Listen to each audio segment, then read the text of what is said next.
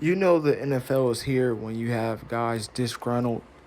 They want more money, they want extensions, and they want respect for whichever reason. Right here, you see a case with Howard that he wants to get out of Miami.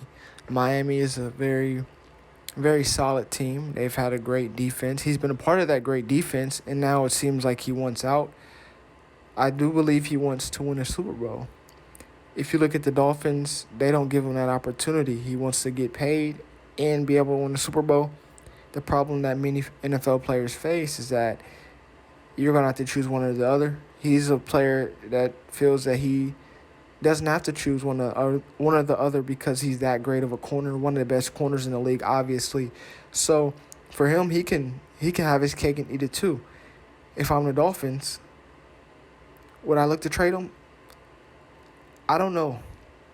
It's going to have to take an offer for me to get off him, especially before the season even starts. That being said, they're obviously in the AFC. There are a lot of AFC teams that could use him, like the Chargers, the Browns, the Pittsburgh Steelers. These are teams that could really use him right now. And if they get him, that could really bolster their roster and their chances of winning, especially the Steelers and the Browns of winning a Super Bowl. But you're trading him within your conference. So I'm going to need at least 2 first-round picks, at least, bare minimum, if I'm doing that deal. Because I don't believe in trading a player within your conference. Even within your division, it's just not something that I believe in doing. So 2 first-round picks at least for Howard.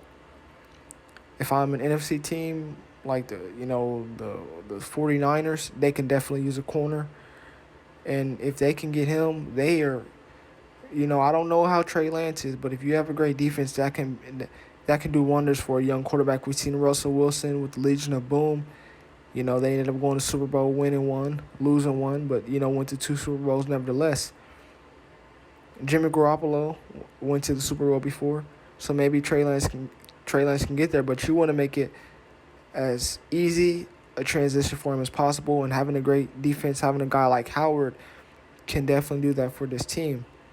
Now, on the other hand, let's get to Mr. TJ Ward. This is probably one of the worst tweets I've ever seen.